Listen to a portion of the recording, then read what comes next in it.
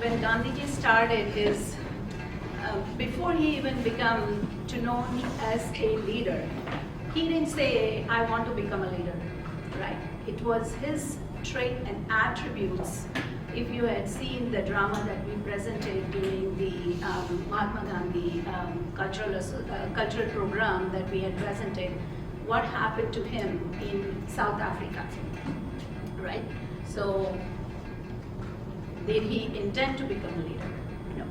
But leadership is within all of us. And I think one of the great leaders over here is Auntie. I always see her. You don't have to tell her. She knows exactly what to do, when, and she even knows the time. Said, time is up, fast, finish. So, Auntie, I think I am very impressed with your leadership. And to start with, I come from a background of my mother. Has always been working. She was a gynec infertility specialist. My father, a cardiologist. He started with pharmaceutical industry, so I grew up in an environment with people, working with people, with them, and I saw so much in them, the depth, by leading by example. Like one of the biggest example I can give you, my father, who when he started his pharmaceutical company, apart from his cardiology that he was doing, he did not rest a single minute in the afternoon. He was with every one of them working the same way, because when you start up the business, it's you are part of it, right? So you are part of it. You can't just sit, have an air-conditioned office and sit behind that and have your workers work for you. No, you have to be a part of them. If you're not with them on the floor, you're going to miss out. You are not going to know, because as we know, leadership is not all about knowledge. It's also about your potentials. It's also about mainly of your character. And only we will see later on that 10% of leadership only means knowledge. That 90% of it is everything else other than the knowledge. Knowledge is important. We know knowledge is powerful. The one who is knowledgeable will lead. We know that. But it's only 10 to 12%. Other than that, everything is you, your character, how you work with people, how you set up your vision, your goals, etc. All right, so to start with, we have a big agenda. I thought it would be nice to present something in literature form, what a leadership is, the difference between the leadership and management. We'll come across and we'll say, oh, I manage this many people, or I manage this task, or I manage that, but that's not leadership, right? So we will go through it, what is leadership and what is management. And the process of leadership, it's not easy, it's very tough. It needs a lot of understanding from the childhood. For example, Sardar Vallabhbhai Patel was a great administrator. I did script a drama just about his childhood until he became, until he went for his abroad for his further studies. So he was a great administrator. He was a great leader in the farm that he was working, right? So, and if I present himself, the traits were inbuilt. We all have inbuilt leadership that we carry. We just have to understand where we are good at, which part we are good at, and bring it out. The functions of leadership. What are the components of the universal inner structure of good and effective leadership? There is a difference. How to deal with people and how to persuade them to give their best for the mission in hand. Very, very difficult task. I think one of the difficult tasks is to work with people and to deal with people, because everybody is different. 5 fingers are different. Even brothers, sisters in the house are different. Everybody is different. But how do we work? One of the example is like 2 brothers in a family. I'll give you a story. There was an obstacle or something on the floor, and one brother comes and hits and he falls down. He blames everyone, right? The other brother who comes, same thing, he hits and said, oh my God, I was blinded. I should have, seen it properly. what's the difference between the two. One is a leader and one is just problem creator, right? That's what happens. So working with people and to persuade them to work for your vision and goal is one of the most profound that I think.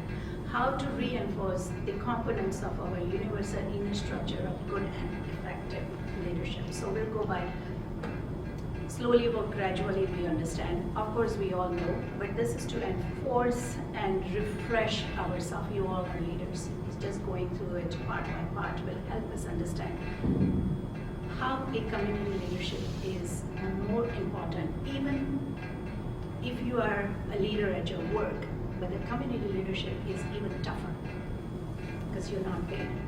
And nobody, all the volunteers who are with you are also not paid. Yeah? So you have to work with them. Some will come, some will not come. How do you handle it? Right? So it's a challenge. And nobody can better know other than Uncle, who is working 12 hours a day. And what happens, we know. So leadership is not something new. Back then in Mahabharata, Krishna finally, when the battlefield was over and Bhishma Pitama was on the end, Krishna knew he was a great leader. Conditions were not good for him, but he was a great leader. So he asked Bhishma Pitama to share the gist of leadership with Yudhishthira. So 4 points he made it very clear. It's not easy to rule well, and a king's one worldly duty is to rule well. Very, very important message here. It is action that shapes destiny and not the other way around. So I can say anything, but if I don't action out, am I a good leader? No, you're not. So first is your action. Self-resistant, humility, righteousness, and straightforwardness are essential for his success. Passions under perfect control. Everything has to be under perfect control. You have to sit back, realize, build your character, see who you are. Are you righteous? Are you self-resistant? Are you straightforward? Are you clear? Then only you can lead others. Self-interest and selfishness are two sides of the same coin. To be selfish is human. To be selfless is divine. You select where you want to be. You want to just be human, or you want to extend yourself to be divine. And the first duty is to his people. Well, not true for many what we see outside. They first see what is in there for me, right? But a community leader has to be what is in there for me.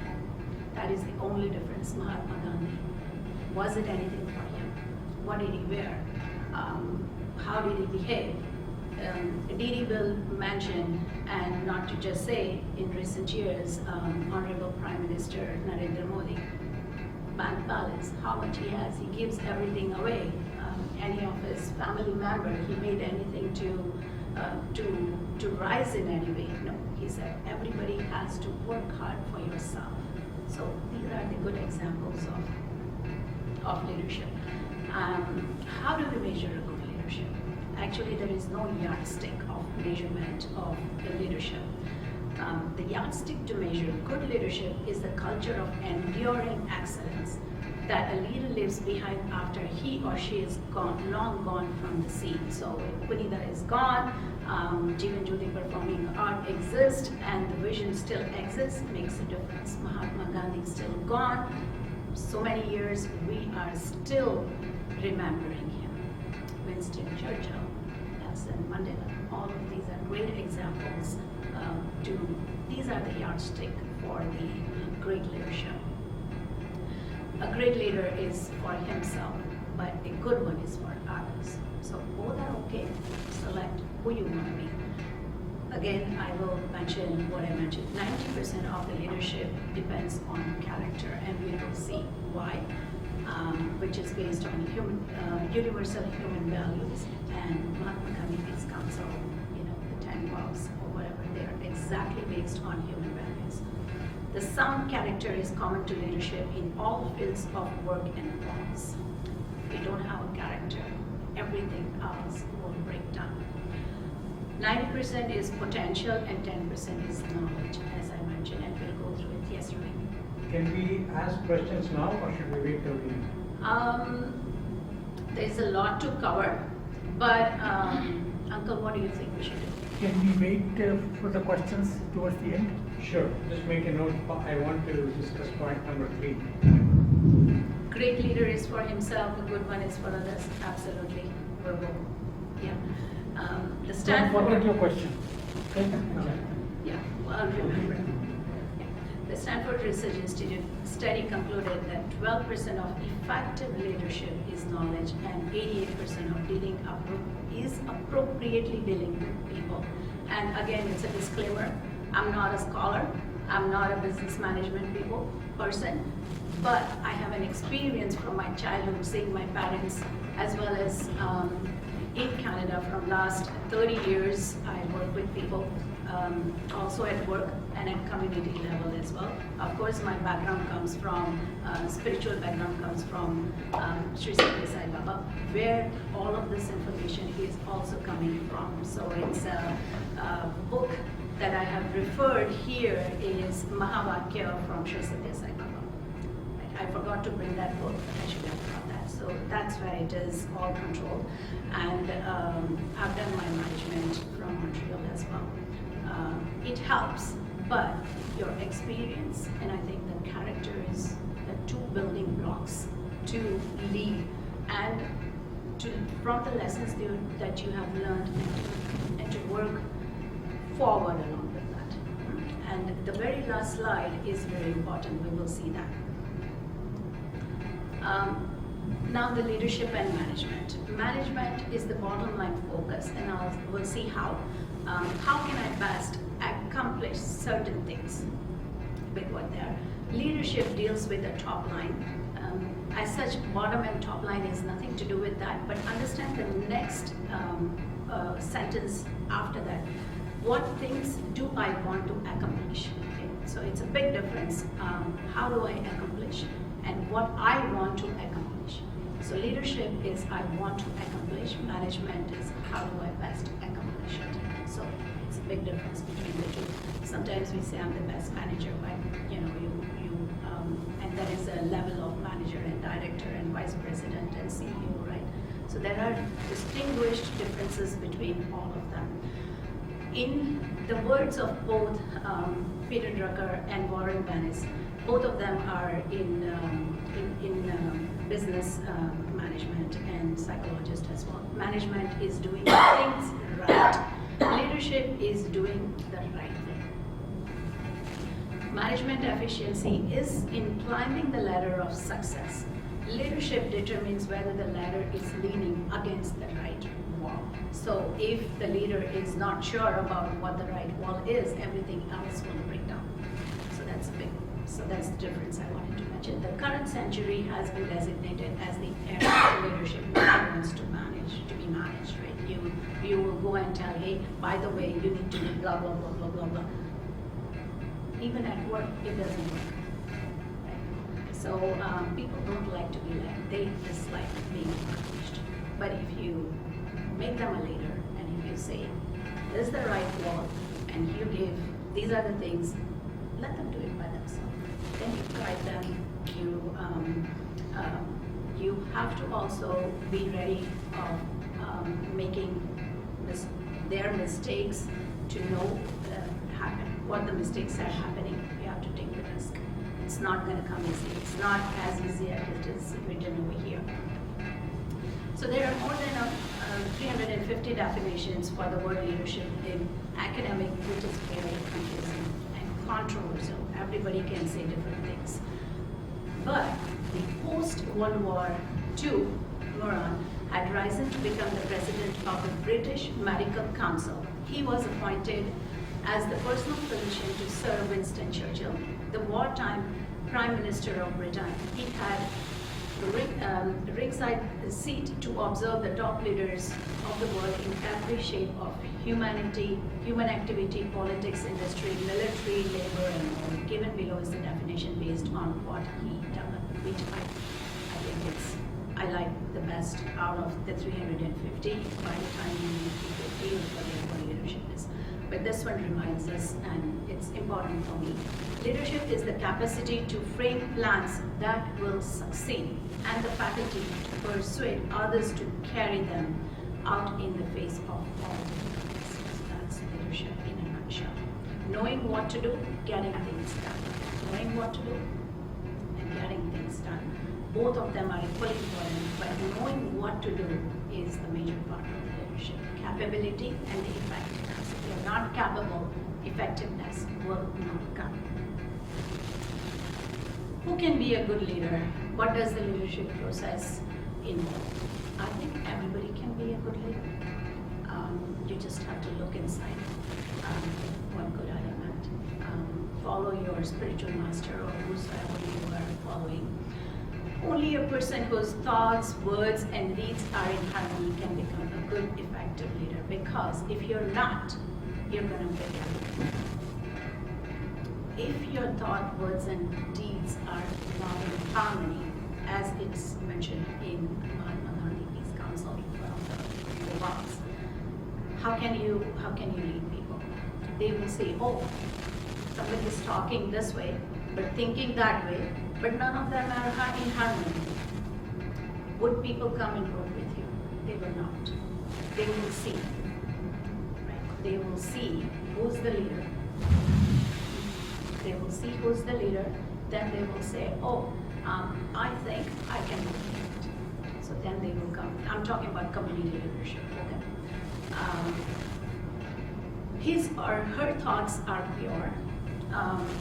Their source is not related to lust, anger, attachment, greed, egoism, and jealousy. What does uncle have to do with all of this 12 hours work?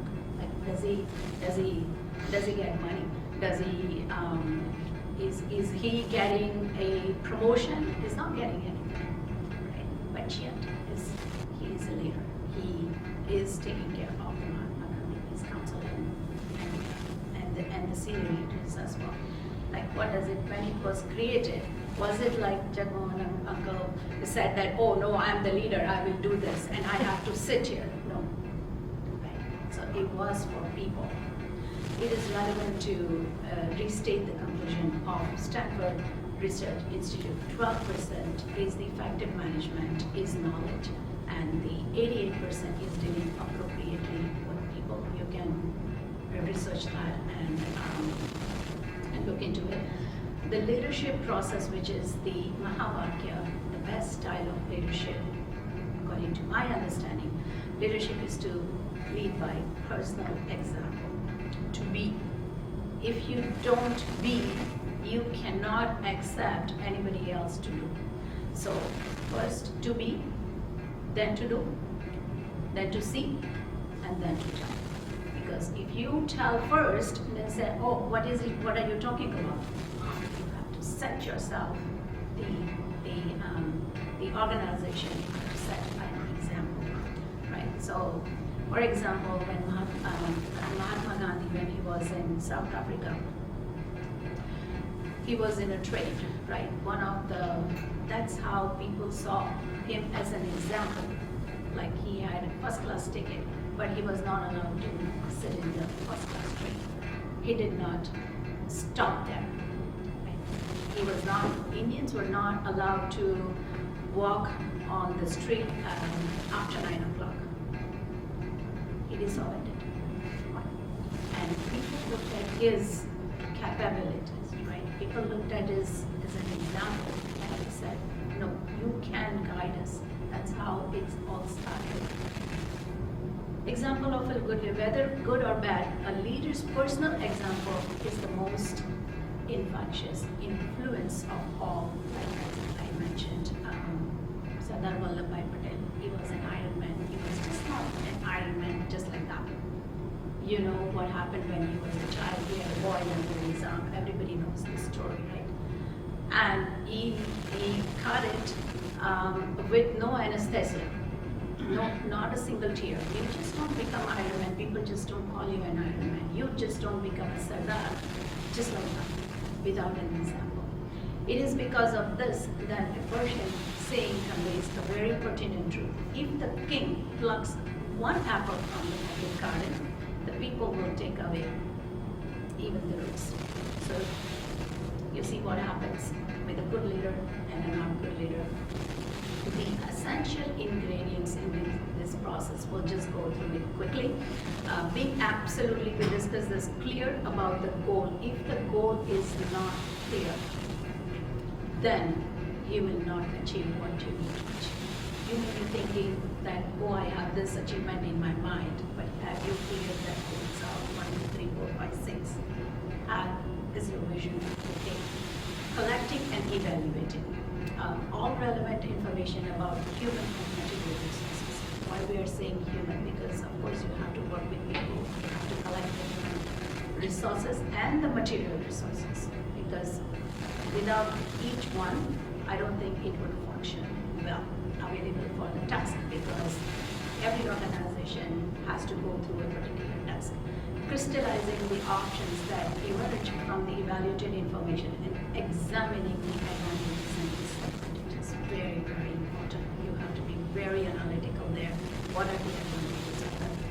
What are the disadvantages? And finally, selecting an option and formulating a plan or a project for implementation. Sorry. What did I do now? Yeah, okay. So,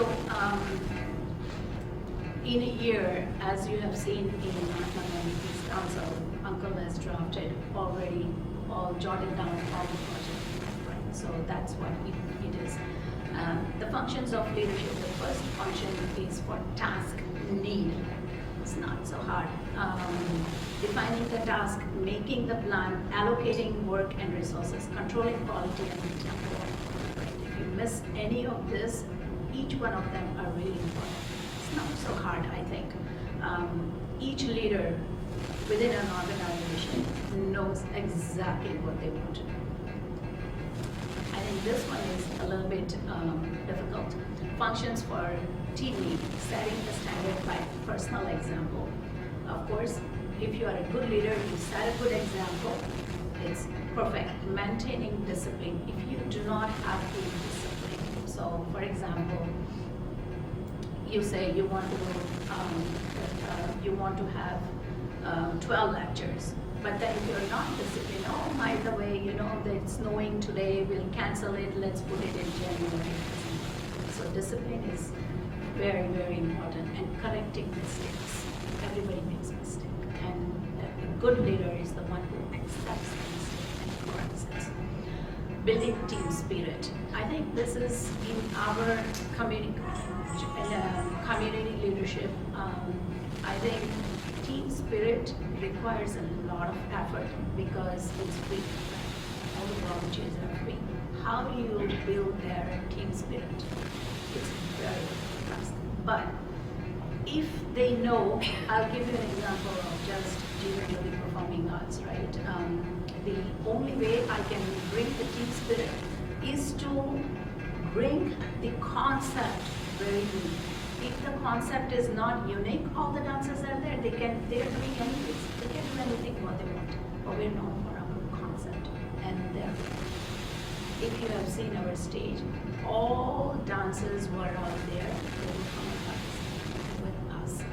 So this is how I think they see that uniqueness in the performing arts, that and they have a team spirit.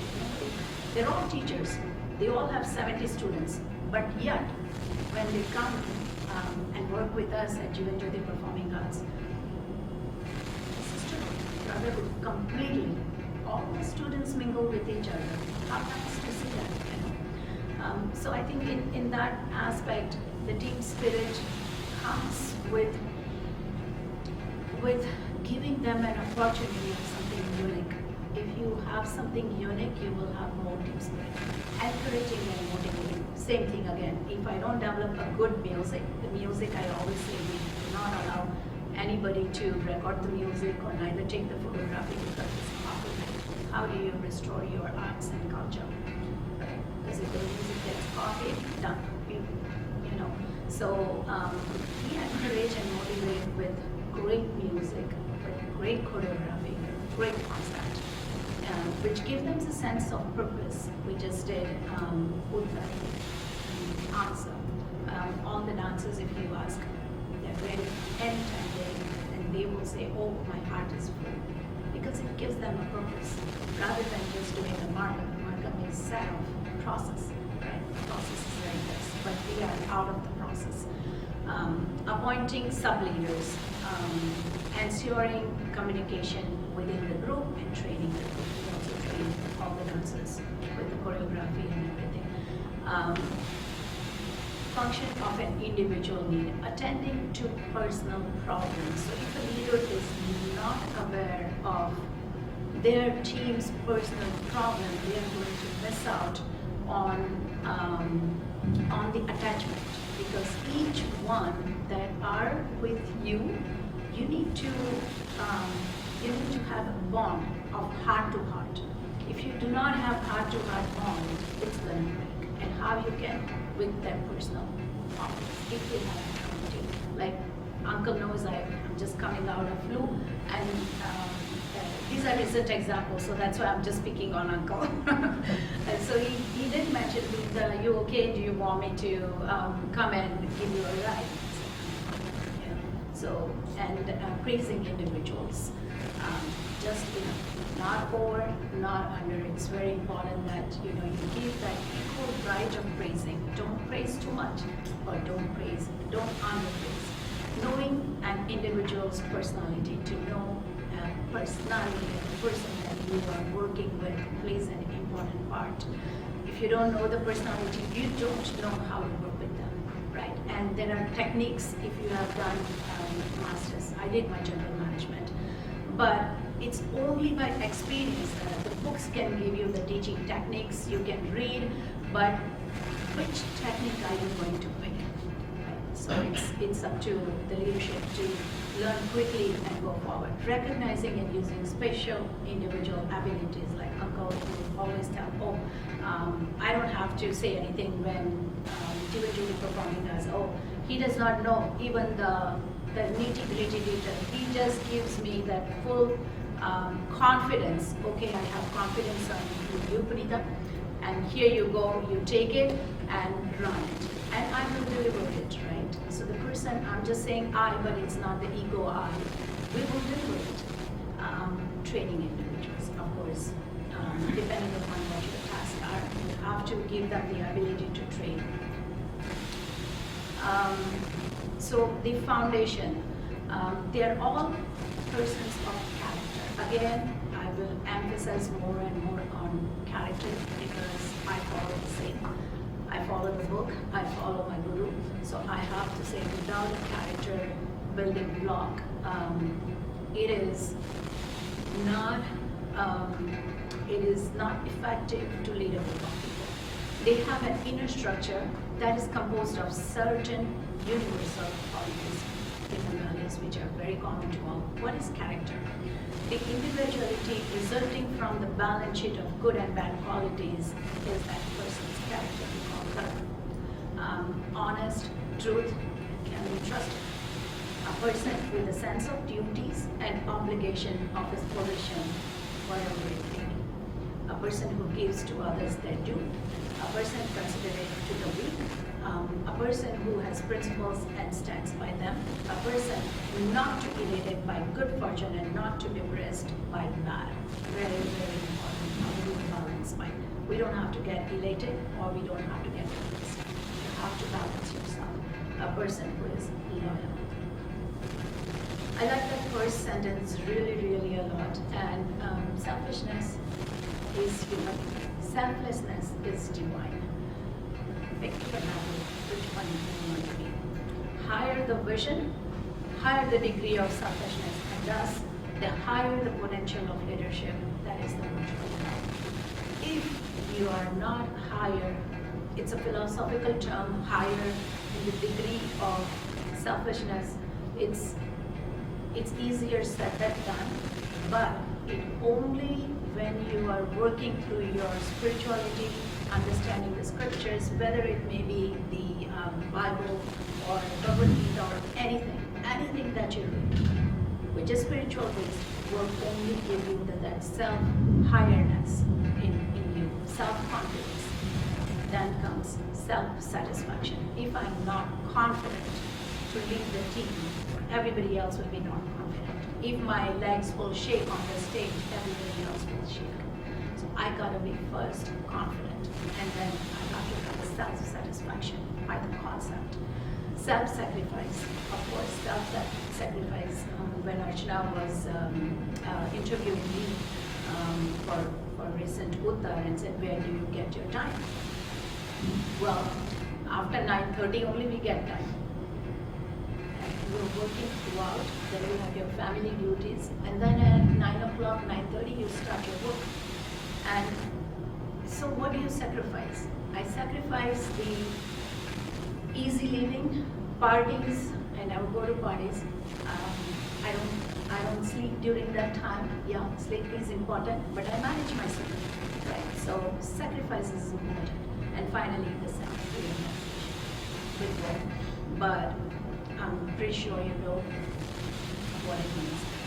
Repository to all that is noble in human being: truth, right conduct, love, peace, and non-violence. Well, let's take an example of Japan. Japan was defeated in World War II. It has hardly any natural resources. The population of Japan is less than the state of California, and yet it has become the most powerful economic nation in the world. Anybody who has done business management will have to go through this thing. I don't see that. What did they do differently? How did the Toyota get into existence? How they fought, learned? How did we all learn from them? How? Leadership rising from the ashes of the defeat was able to develop industrial samurais and instill in them the spirit of determination. No sacrifice was big enough to make Japan a #1 economic country. It is indeed a transparent example of what leaders can achieve if their foundation is firmly based on duty, sacrifice, humility, and hard work, and if they are inspired by a vision far higher than themselves. Because for Japan was to bring their country back to wherever they have reached. So they did not see, if you know, then also the neighbors, if the other neighbor is not up, the other neighbor will get up and clean their front yard. Yeah. So it's the spirit of togetherness. The story of Mayor Priti Chand, 1947. Well, there are so many stories that we can learn from defense that gives us the satisfaction of that leadership, what that true leadership is. The story of Major Priti Chand is one of the great sagas of Indian military history. If you know, his guru was a Buddhist monk, and when he was under monastery, he learned few things and he remembered his guru's words. It needs a full book to narrate his adventures, but in a nutshell, he did cross the Himalayas in midwinter, escape an avalanche, reach Ladakh, and raise the guerrilla force. Was not easy. It's just easy in that sentence. He did hold the invaders by bay for 60 days in that winter, just walk. Get the airfield ready at Leh, pestered the military authorities to honor their promise to fly the reinforcement just in time to prevent the fall of Leh. So he persuaded his colleagues, superior, everyone, to make that happen. He was awarded a Mahavir Chakra, but his greater reward was the fulfillment of an ideal. Like, does a leader need any medal? If you ask anyone, nobody needs a medal. Right? So the fulfillment of the leadership is an accomplishment that you have done with your bravery and confidence. So another example is a hard rock topic. Isaac Tigrit. Does anybody know hard rock topic? Yeah. So Isaac Tigrit. Well, he is also a Sai devotee, and he learned love or serval from that. And it's a big story how he got in touch with Satya Sai Baba. His childhood was not that great, if you had seen. He had family issues, so many things happened. But I'm talking about his later but he was lucky. He had lucky in terms of his connections with divine. That's what I mean by that. Okay. So the motto of the cafe was serve all, love all, serve all. There is only one nation, the nation of humanity. There is only one religion, the religion of love. There is only one language, the language of art. There is only one God, and He is omnipresent. Doesn't matter what religion you are. Employment in the chain of Hard Rock Cafe, which soon spread all over the world, became a place of transformation for people. What did he do then? He did something very, very, very unique. At Hard Rock, he often hired people whom others overlooked, and within months, they grew into capable contributors. When people feel respected, supported, and loved, they don't just change, they thrive.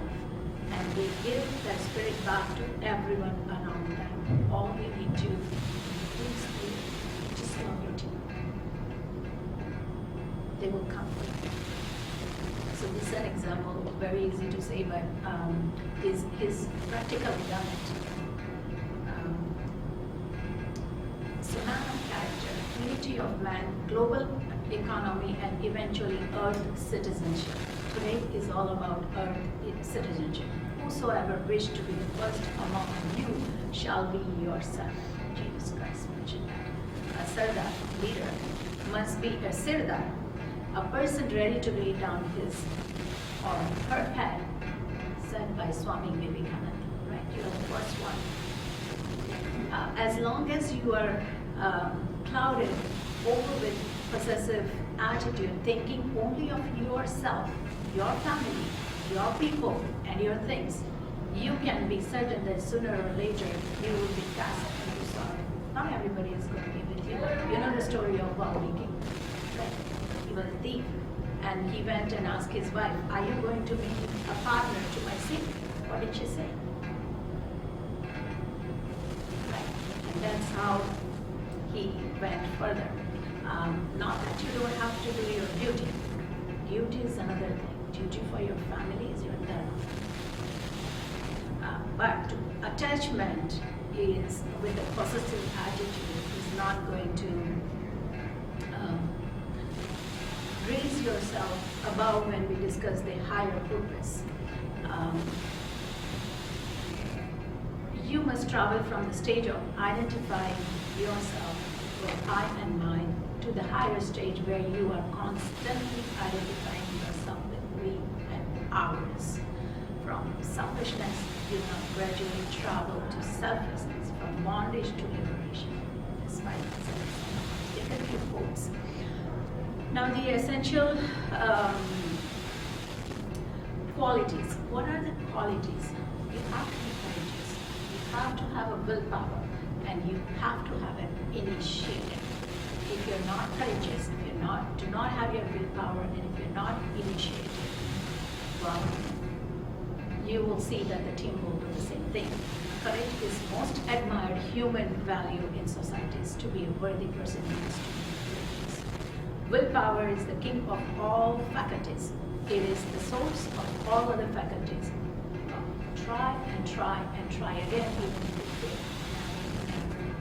Never give up until you accomplish what your vision is. Initiative. Effective leaders are always 2 jumps ahead of the events, fearless. So right now I'm thinking about Jivan Jyoti performing arts, and I'm already ready for the next year. Uncle is ready for the next year. If you ask leaders, they're already ready for a 3-year plan and a 5-year plan. We call it, right? 1-year plan, 3-year plan, 5-year plan. So you have to be creative that way. Fear of making a mistake curbs initiative. Don't be afraid of mistake. You can make mistake. You're not perfect. You'll never be perfect. The attributes. I love this because it takes a little while to understand, but I'll just go through this, and Uncle can share the slides with everyone later on. So ambitious is integrity, willingness to work hard, ability to administer effectively, enterprise, enthusiasm. If you don't have enthusiasm, there is no enterprise. astuteness, capacity to speak easily, ability to stick to it. You have a point, you must stick to it. And you have to persuade others with the reason why you want to do it. That's just no-mindedness. It's required for leader. If I don't have a concept creator for the arts, I will lose everything.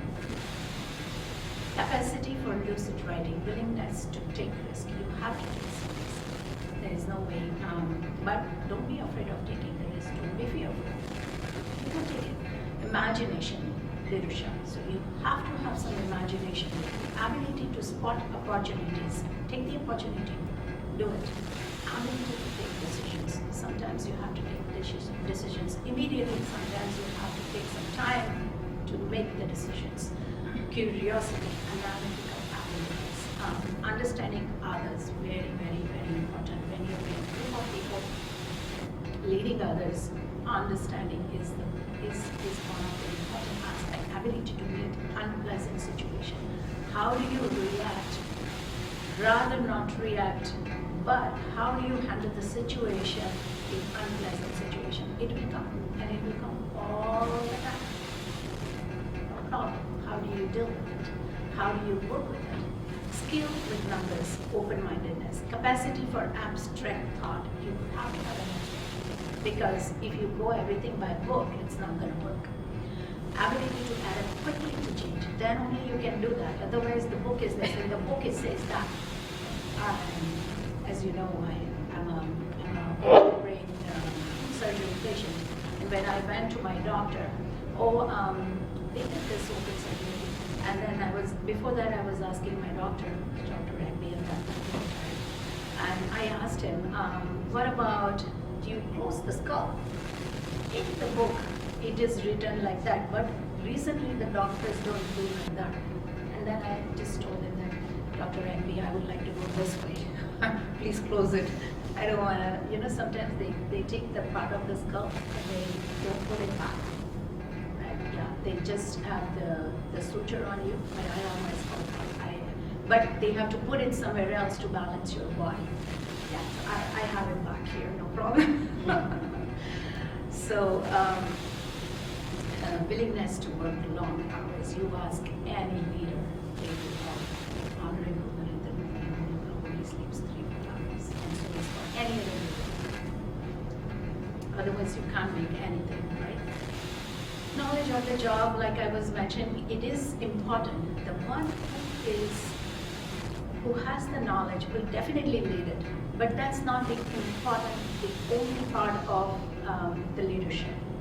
You can lead better when you have the power of that knowledge. It is in fact that the group of people can often be dominated by one person who sees will dominate, definitely. So it is important. Knowledge of self is even more important. A good leader must understand his or her own character. This is absolutely vital. You have to know who you are. If I don't know who I am, I cannot produce anything. I have to know who I am. I have to close my eyes.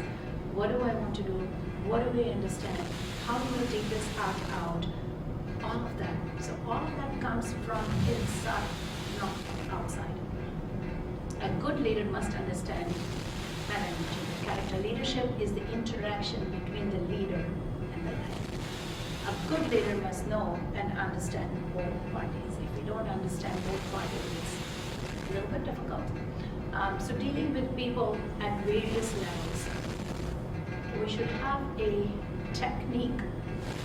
You can learn from the books, but more so when you work with people, you just stay back, realize, understand, and see how you can work with people. So downward, how to work with the downward, lateral, upward is really, really important. I won't go into the details, but you all have experience in your own life. Human nature. You and I motivate ourselves to a large extent by responding to inner needs. I always say inner needs. Maslow theory, the strongest ones at the bottom and the weaker, but more motivating ones are at the top. And and there is a full graph of that. If I had brought the book, I would have shown you. But doesn't matter. So we'll go with the qualities of a person, right? It is in our scriptures, and everybody knows Thomas, Rajas, and Sattva. Thomas is the dull, lazy, and inner quality, and that would be Rajas, the active, passionate aspect of nature. But Sattvic character, leadership, will stand for a long time, just like Mahatma Gandhi. So that will be you can name Nelson Mandela, the pure, ethical, innate, and harmony and balance. If you're not in harmony and balance, and if you're self-centered, I don't think nobody wants you as a leader. Yeah, they will say, no, not you. Communication and knowing people. Skill of expression, skill of listening.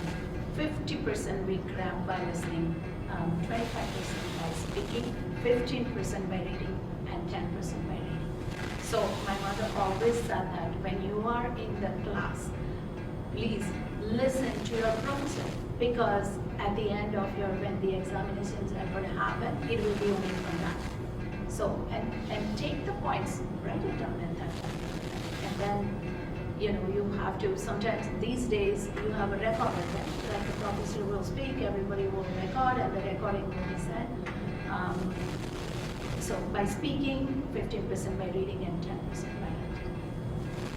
So the leadership style. Some is the statement that a good leader varies his or her style from authoritarian to participating, depending on the task. It has to depend upon the task, the changing situation encountered, and the composition of the group led. Now, leadership in a global context. In the decade ahead, mankind will start making rapid progress, this was back then, but still true, towards its ultimate goal, unity of man, global economy, and eventually the earth citizenship, what I was mentioning. It's an era of earth citizenship. In the universe, the planet Earth is like a big building divided into rooms with walls. One room is labeled America, another India, and yet another China, and so on and so forth. And you take out the walls in between. We're all left with no walls. Remove the walls and see that we are all in one big hall. What do we do then? We have no choice. But we are just... Tariffs will be gone. Absolutely. Absolutely. Tariff will be gone. Everybody will have to adjust. Right? Adjustment. Love and adjustment is the kind of way to work together as a community. We can all learn to live happily together. If you're not happy, if you're a leader and you're a grumpy leader, nobody's going to like